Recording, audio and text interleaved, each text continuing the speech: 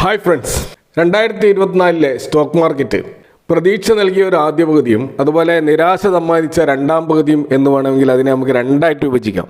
Nifty അതിൻ്റെ all time high create ചെയ്ത ആദ്യ പകുതിയിൽ റീറ്റെയിൽ ഇൻവെസ്റ്റേഴ്സിൻ്റെ ശക്തമായൊരു കുത്തൊഴുക്ക് നമ്മളെ സ്റ്റോക്ക് മാർക്കറ്റിലേക്കുണ്ടായി. അതുപോലെ നിരാശ സമ്മാനിച്ച രണ്ടാം പകുതിയിൽ FIIയുടെ തിരിച്ചുപോക്കായിരുന്നു പ്രധാനപ്പെട്ട വിഷയം. പക്ഷേ റീറ്റെയിൽ ഇൻവെസ്റ്റേഴ്സിൻ്റെ ശക്തമായ വരവോടുകൂടി FIIയുടെ തിരിച്ചുപോക്ക് വലിയ തോതിൽ നമ്മൾ മാർക്കറ്റിനെ തകർക്കാൻ സാധിച്ചില്ല എന്നുള്ളതാണ് യാഥാർത്ഥ്യം. അപ്പോൾ ആ റീറ്റെയിൽ ഇൻവെസ്റ്റേഴ്സിൻ്റെ ശക്തമായിട്ട് പ്രകടിപ്പിച്ച ഒരു വർഷമായിരുന്നു ഇത്.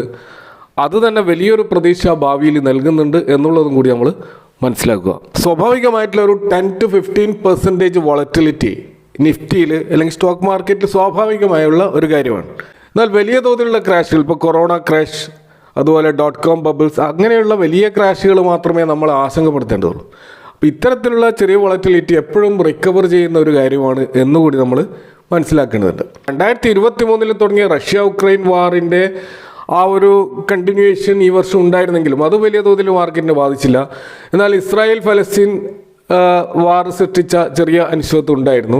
അതിനിടയിൽ നടന്ന ഇന്ത്യയിലെയും അമേരിക്കയിലെയും ഇലക്ഷൻ റിസൾട്ടുകളുമായി ബന്ധപ്പെട്ടിട്ടുള്ള ഇവൻറ്റുകൾ വലിയ തോതിൽ മാർക്കറ്റിനെ സ്വാധീനിച്ചതായിട്ട് നോക്കുകയാണെങ്കിൽ ഏറ്റവും ഒടുവിൽ എക്കണോമിക് സ്ലോ ഡൗൺ കാരണം അത് സൃഷ്ടിക്കുന്ന ചെറിയൊരു അനിശ്ചിതത്വം ഉണ്ട്. പ്രത്യേകിച്ച് ഇന്ത്യൻ മാർക്കറ്റിൽ ഏർണിങ്സിൻ്റെ കുറവ് ഒരു വലിയ ഇഷ്യൂ ആണ്. പക്ഷെ അത് Q4 തിരിച്ചു വരുമെന്നുള്ള ഒരു ശുഭപ്രതീക്ഷയോടെയാണ് നമ്മൾ പുതുവർഷത്തെ എതിരേൽക്കുന്നത്. അപ്പോൾ R4iലേക്ക് എല്ലാവർക്കും ഒരിക്കൽ കൂടി സ്വാഗതം. ഇപ്പോൾ ഈ 2024 വർഷം അവസാനിക്കാൻ പോകുമ്പോൾ അത്ര സുഖകരമല്ലാത്ത ഒരു സ്റ്റോക്ക് പോർട്ട്ഫോളിയോ ആയിരിക്കും പലർക്കും പ്രദർശിപ്പിക്കുവാനുണ്ടാകുക. ഇപ്പോൾ നിഫ്റ്റി 50 ഇൻഡെക്സിൻ്റെ കഴിഞ്ഞ ഒരു വർഷത്തെ റിട്ടേൺ 9.34% ആണ്. അപ്പോൾ സ്മോൾ ഫിനാൻസ് ബാങ്കുകളോ അല്ലെങ്കിൽ നല്ല ഇൻട്രസ്റ്റ് റേറ്റ് തരുന്ന മറ്റ് ഫൈനാൻഷ്യൽ സ്ഥാപനങ്ങളോ FD നിക്ഷേപങ്ങൾക്ക് കൊടുക്കുന്ന ഒരു റിട്ടേൺ ആണിത്. അപ്പോൾ നിഫ്റ്റി യഥാർത്ഥത്തിൽ FDയെ ബീറ്റ് ചെയ്യാൻ പറ്റിയിട്ടില്ല എന്നുള്ളതാണ് യാഥാർത്ഥ്യം. എന്നാൽ നമ്മൾ നിഫ്റ്റി നെക്സ്റ്റ് 50 ഇൻഡെക്സ് നോക്കുകയാണെങ്കിൽ അവിടെ നമുക്ക് 29% ഒരു അപ്വേർഡ് മൂവ് നടന്നതായിട്ട് കാണാം. അതുപോലെ നിഫ്റ്റി മിഡ് ക്യാപ്പ് 150 ഇൻഡെക്സ് നോക്കുകയാണെങ്കിൽ അവിടെയും 25% ഒരു ഇൻക്രീസ് ഉണ്ടായിട്ടുണ്ട് കഴിഞ്ഞ ഒരു വർഷം. അതുപോലെ സ്മോൾ ക്യാപ്പ് 250 ഇൻഡെക്സ് 27% ഒരു റിട്ടേൺ നൽകിയതായിട്ട് നമുക്ക് കാണാൻ കഴിയും. അപ്പോൾ നിഫ്റ്റി 50 വെച്ചിട്ട് ടോപ്പ് 500-ലുള്ള ബാക്കി 3 ഇൻഡെക്സുകൾ നന്നായിട്ട് പെർഫോം ചെയ്തിട്ടുണ്ട് എന്ന് മനസ്സിലാക്കാൻ കഴിയും. അപ്പോൾ നമുക്കറിയാം, പൊതുവെ സ്മോൾ ക്യാപ്പും മിഡ് ക്യാപ്പുമാണ് നല്ല റിട്ടേൺ തരുന്ന ഇൻഡെക്സുകൾ അല്ലെങ്കിൽ സ്റ്റോക്കുകൾ എന്ന് നമുക്കറിയാം. പക്ഷേ ഇവിടെ നിഫ്റ്റി നെക്സ്റ്റ് 50 നല്ലൊരു റിട്ടേൺ നൽകിയതായിട്ട് നമുക്ക് കാണാൻ കഴിയും. ഇപ്പോൾ നിഫ്റ്റി നെക്സ്റ്റ് 50-ലുള്ളത് മുഴുവനും ലാർജ് ക്യാപ് സ്റ്റോക്കുകളാണ്. അപ്പോൾ നമ്മുടെ ധാരണയെ തിരുത്തിയെന്ന വിധത്തിലുള്ള ഒരു പെർഫോമൻസ് ആണ് നിഫ്റ്റി നെക്സ്റ്റ് 50 കാഴ്ചവെച്ചത്. അത് സ്മോൾ ക്യാപ്പിനേക്കാളും മിഡ് ക്യാപ്പിനേക്കാളും നല്ല റിട്ടേൺ നൽകിയതായിട്ട് നമുക്ക് ഇവിടെ കാണാൻ കഴിയും. നമ്മുടെ പോർട്ട്ഫോളിയോയിൽ പൊതുവെ സ്മോൾ ക്യാപ് സ്റ്റോക്കുകളും അല്ലെങ്കിൽ മിഡ് ക്യാപ് സ്റ്റോക്കുകളും ഒക്കെ ആയിരിക്കും അധികമായിട്ടുണ്ടാവുക. ഒരു പരിധിവരെ ലാർജ് ക്യാപ് സ്റ്റോക്കുകളും ഉണ്ടാകാം. അപ്പോൾ അതുകൊണ്ട് തന്നെ നിഫ്റ്റി 50യുടെ റിട്ടേൺ അല്ല നമ്മളൊരു മാനദണ്ഡമായിട്ട് എടുക്കേണ്ടത്. തീർച്ചയായിട്ടും നമ്മൾ എടുക്കേണ്ട മാനദണ്ഡം നിഫ്റ്റി ടോപ്പ് 500 ഇൻഡെക്സിൻ്റെ റിട്ടേൺ ആണ്. അപ്പോൾ നിഫ്റ്റി ടോപ്പ് 500 ഇൻഡെക്സിൻ്റെ ഒരു പെർഫോമൻസ് നോക്കിക്കഴിഞ്ഞാൽ അവിടെ നമുക്ക് കാണാൻ കഴിയുന്നത് 15% ഒരു റിട്ടേൺ ആണ്. അപ്പോൾ കഴിഞ്ഞ ഒരു വർഷം 15% റിട്ടേൺ നിഫ്റ്റി 500 നൽകിയിട്ടുണ്ട് എന്നുള്ളത് വളരെ ആശ്വാസകരമായ കാര്യമാണ്. അത് FDയെ ബീറ്റ് ചെയ്ത ഒരു റിട്ടേൺ ആണ്. അപ്പോൾ നമ്മുടെ പോർട്ട്ഫോളിയോ റിട്ടേൺ നമ്മൾ താരതമ്യം ചെയ്യേണ്ടത് ഈ ഒരു ടോപ്പ് 500 ഇൻഡെക്സുമായിട്ടാണ്. അപ്പോൾ നമ്മുടെ പോർട്ട്ഫോളിയോയിൽ മൊത്തത്തിൽ സ്റ്റോക്കുകളിൽ 15% റിട്ടേൺ നമുക്ക് ലഭിച്ചിട്ടില്ലെങ്കിൽ നമ്മുടെ ഇൻവെസ്റ്റ്മെൻറ്റ് സ്ട്രാറ്റജിയിൽ എന്തോ കുഴപ്പമുണ്ട് എന്നാണ് അതിനർത്ഥം. അപ്പോൾ നമ്മളത് സ്ട്രാറ്റജി മാറ്റേണ്ട സമയമായി എന്ന് നമ്മൾ മനസ്സിലാക്കണം. അപ്പോൾ ഒരു 15% റിട്ടേൺ നമുക്ക് ക്രിയേറ്റ് ചെയ്യാൻ പറ്റുന്നില്ലെങ്കിൽ നമുക്ക് തീർച്ചയായിട്ടും ആലോചിക്കാവുന്നത് നിഫ്റ്റി 500 ഇൻഡെക്സിൻ്റെ മ്യൂച്വൽ ഫണ്ടിൽ നിക്ഷേപിക്കുക എന്നുള്ളതാണ്. കാരണം ആ മ്യൂച്വൽ ഫണ്ടുകൾ ഈ 15% റിട്ടേൺ ഗ്യാരണ്ടി ആയിട്ട് നൽകിയിട്ടുണ്ടാവും. എന്നാൽ നമ്മുടെ പോർട്ട്ഫോളിയോയിൽ ഈ നിഫ്റ്റി 500 പുറത്തുള്ള മൈക്രോ കാപ്പ് സ്റ്റോക്കുകളും അതേപോലെ പെന്നി സ്റ്റോക്കുകളും ഒക്കെ പലപ്പോഴും ഉണ്ടാവും. അപ്പോൾ അവിടെ റിസ്ക് വളരെ കൂടുതലായതുകൊണ്ട് തന്നെ നമുക്ക് അതിൻ്റെ റിട്ടേൺ നോക്കേണ്ടത് ഒരിക്കലും നിഫ്റ്റി 500 റിട്ടേണുമായിട്ടല്ല, അത് നിഫ്റ്റി 250 മൈക്രോ ക്യാപ്പ് ഇൻഡെക്സുമായിട്ട് ആയിരിക്കും നമ്മൾ തട്ടിച്ച് നോക്കേണ്ടത്. അതായിരിക്കും കുറച്ചും കൂടി റിയലിസ്റ്റിക് ആയിട്ടുള്ളൊരു താരതമ്യം. അപ്പോൾ നിഫ്റ്റി ടോപ്പ് 750 സ്റ്റോക്കുകളിൽ 501 മുതൽ 750 വരെയുള്ള ആ ഒരു 250 സ്റ്റോക്കുകളാണ് മൈക്രോ ക്യാപ് സ്റ്റോക്കുകൾ എന്ന് പറയുന്നത്. അപ്പോൾ അതിൻ്റെ ഒരു ഇൻഡെക്സ് ഉണ്ട്. ആ ഇൻഡെക്സിൻ്റെ റിട്ടേൺ നമുക്ക് കാണാൻ കഴിയുന്നത് 34.87% ആണ്.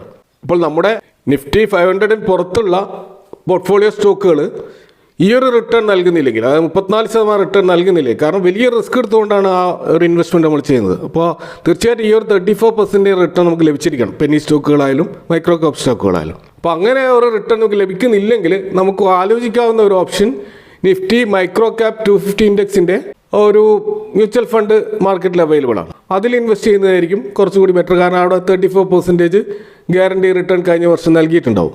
അപ്പോൾ നമ്മളെ പോർട്ട്ഫോളിയോകൾ നമ്മൾ ഈ രീതിയിൽ നമ്മളൊന്ന് ചെക്ക് ചെയ്യുന്നത് എപ്പോഴും നല്ലതായിരിക്കും. കാരണം ബെഞ്ച് മാർക്കുമായിട്ട് നമുക്ക് തട്ടിച്ചുകൊണ്ട് നമുക്ക് അതിനെ ബീറ്റ് ചെയ്യുന്ന റിട്ടേൺ നമ്മൾ ഉണ്ടാക്കുന്നില്ലെങ്കിൽ നമ്മൾ ഇത്തരത്തിലുള്ള സ്റ്റോക്ക് ഇൻവെസ്റ്റ്മെൻറ്റ് വളരെയധികം റിസ്കി ആയിട്ടുള്ള ഒരു ആക്ടിവിറ്റിയിലാണ് നമ്മൾ ഏർപ്പെട്ടിട്ടുള്ളത് എന്ന് നമുക്ക് തിരിച്ചറിയാൻ പറ്റും. ഇനി നമ്മൾ നിഫ്റ്റിയിലെ സെക്ടർ വൈസ് ഇൻഡെക്സുകൾ നോക്കിക്കഴിഞ്ഞാൽ, ഇപ്പോൾ നിഫ്റ്റി ഫാർമയാണ് കഴിഞ്ഞ വർഷം നല്ല റിട്ടേൺ നൽകിയ ഒരു ഇൻഡെക്സ്. അതിൽ 36% റിട്ടേൺ ഉണ്ടായി. അതുപോലെ നിഫ്റ്റി റിയാലിറ്റിയും നല്ല പെർഫോമൻസ് നടത്തി, അവിടെയും 36% റിട്ടേൺ കഴിഞ്ഞ ഒരു വർഷം ഉണ്ടായി. അതുപോലെ നിഫ്റ്റി കൺസ്യൂമർ ഡ്യൂറബിൾസ് ആണ് അടുത്തതായിട്ട് നന്നായി പെർഫോം ചെയ്തത്, 33% റിട്ടേൺ നൽകി. അതുപോലെ നിഫ്റ്റി ഓട്ടോ 24% റിട്ടേൺ നൽകുകയുണ്ടായി. അതുപോലെ നിഫ്റ്റി IT ഇൻഡെക്സ് 22% റിട്ടേൺ നൽകുകയുണ്ടായി. അപ്പോൾ ഈ ഒരു 5ഓളം സെക്ടറുകളാണ് നന്നായിട്ട് പെർഫോം ചെയ്തതെന്ന് നമുക്ക് മനസ്സിലാക്കാൻ കഴിയും. എന്നാൽ അണ്ടർ പെർഫോം ചെയ്ത സെക്ടറുകൾ നമ്മൾ നോക്കുകയാണെങ്കിൽ നിഫ്റ്റി മീഡിയയാണ് ഏറ്റവും മോശം പ്രകടനം കാഴ്ചവെച്ചത്, -23% ഒരു റിട്ടേൺ ആണ്. അതുപോലെ നിഫ്റ്റി FMCG വെറും 1.48% ഒരു റിട്ടേൺ മാത്രമേ നൽകിയിട്ടുള്ളൂ. അതുപോലെ നിഫ്റ്റി മെറ്റൽ 9% ഒരു റിട്ടേൺ മാത്രമാണ് ജനറേറ്റ് ചെയ്തത്. അതുപോലെ നിഫ്റ്റി ബാങ്കും 6% റിട്ടേൺ മാത്രമാണ്. അപ്പോൾ നിഫ്റ്റി ഫൈനാൻഷ്യൽ സർവീസസും 10% റിട്ടേൺ. നമുക്കറിയാം നിഫ്റ്റി ബാങ്കും നിഫ്റ്റി ഫൈനാൻഷ്യൽ സർവീസസും നിഫ്റ്റി 50 വലിയ വെയിറ്റേജ് ഉള്ള 2 സെക്ടറുകളാണ്. അപ്പോൾ സ്വാഭാവികമായിട്ട് നിഫ്റ്റി 50 അണ്ടർ പെർഫോം ചെയ്യാനുള്ള പ്രധാനപ്പെട്ട കാരണം ഇതാണെന്ന് നമുക്ക് മനസ്സിലാക്കാൻ കഴിയും. എന്നാൽ നിഫ്റ്റി നെക്സ്റ്റ് 50 ഫിനാൻഷ്യൽ സർവീസസ് സ്റ്റോക്കുകൾ കുറവായതുകൊണ്ടാണ് നിഫ്റ്റി നെക്സ്റ്റ് 50 നല്ല പെർഫോമൻസ് കാഴ്ചവെച്ചതെന്ന് നമുക്ക് മനസ്സിലാക്കാം. അപ്പോൾ അതുപോലെ ഇവിടെ നിഫ്റ്റി ഓയിൽ ആൻഡ് ഗ്യാസ് അത് 12% ഒരു റിട്ടേൺ മാത്രമാണ് കഴിഞ്ഞ ഒരു വർഷം ജനറേറ്റ് ചെയ്തത്.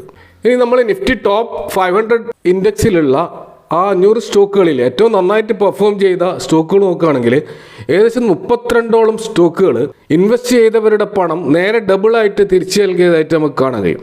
അത് 1x 2x 3x മൾട്ടിപ്പിൾ ആയിട്ട് അത് മൾട്ടി ബാഗർ റിട്ടേൺ നൽകിയ സ്റ്റോക്കുകളായിരുന്നു. അതിൽ ഏറ്റവും വമ്പിച്ച റിട്ടേൺ നൽകിയ ഒരു സ്റ്റാർ പ്ലെയർ ആയിട്ട് നമുക്ക് കാണാൻ കഴിയുന്നത് GE വെർണോവ TND ഇന്ത്യയാണ്. 327% വമ്പിച്ച മൾട്ടി ബാഗർ റിട്ടേൺ ആണ് ആ സ്റ്റോക്ക് നൽകിയത്. ഇത് കൂടാതെ ജ്യോതി CNC ഓട്ടോമേഷൻ 313% റിട്ടേൺ നൽകിയുണ്ടായി. അതുപോലെ മറ്റൊരു സ്റ്റോക്ക് ഒറാക്കിൾ ഫൈനാൻഷ്യൽ സർവീസസ് ആണ്, അത് 201% റിട്ടേൺ നൽകിയുണ്ടായി.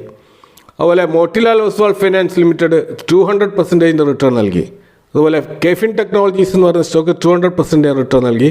അതുപോലെ ഹിറ്റാച്ചി എനർജി ഇന്ത്യ 179% റിട്ടേൺ. അതുപോലെ അനന്തരാജ് ലിമിറ്റഡ് 178% റിട്ടേൺ നൽകിയുണ്ടായി. അതുപോലെ Dixon Technologies 178%, Kaynes Technology 173% return നൽകി.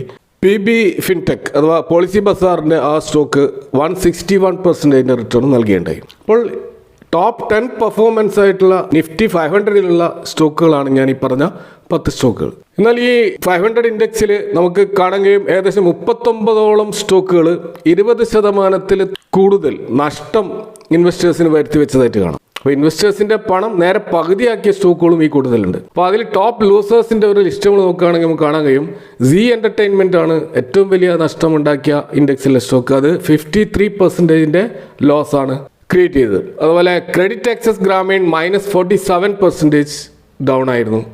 ഹൊനാസ കൺസ്യൂമർ -46% റിട്ടേൺ ആണ്. അതുപോലെ വോഡഫോൺ ഐഡിയ -44.5% റിട്ടേൺ. അതുപോലെ Equitas small finance bank 40% down ആയിരുന്നു. ഇൻഡസ്ഇൻഡ് ബാങ്ക് 40%. അതുപോലെ ഉജ്ജീവൻ സ്മോൾ ഫിനാൻസ് ബാങ്ക് 39%. അതുപോലെ RBL bank 39%. Tanla platform 39% down ആയിരുന്നു. അതുപോലെ RHI മാഗ്നസിറ്റ ഇന്ത്യ 36% ഡൗൺ ആയിരുന്നു. അപ്പോൾ ടോപ്പ് 10 ലൂസേഴ്സിൽ നമ്മൾ ഈ ഒരു 10 സ്റ്റോക്കുകളാണ് കാണാൻ കഴിയുക. അപ്പോൾ നിഫ്റ്റിയുടെ കഴിഞ്ഞ വർഷത്തെ ആ ഒരു ഓവറോൾ പെർഫോമൻസിനെ ഒരു നിഫ്റ്റി 500 ഒതുങ്ങി നിന്നുകൊണ്ട് വിലയിരുത്താനാണ് ഇവിടെ ശ്രമിച്ചത്. ഇതുമായി ബന്ധപ്പെട്ടുള്ള നിങ്ങളുടെ അഭിപ്രായങ്ങളും കമൻറ്റുകളും അറിയിക്കുക. നിങ്ങളുടെ പോർട്ട്ഫോളിയോയുടെ അവസ്ഥ എന്താണെന്നും കൂടി അറിയിക്കുക. Thank you for watching. See you next time with another video.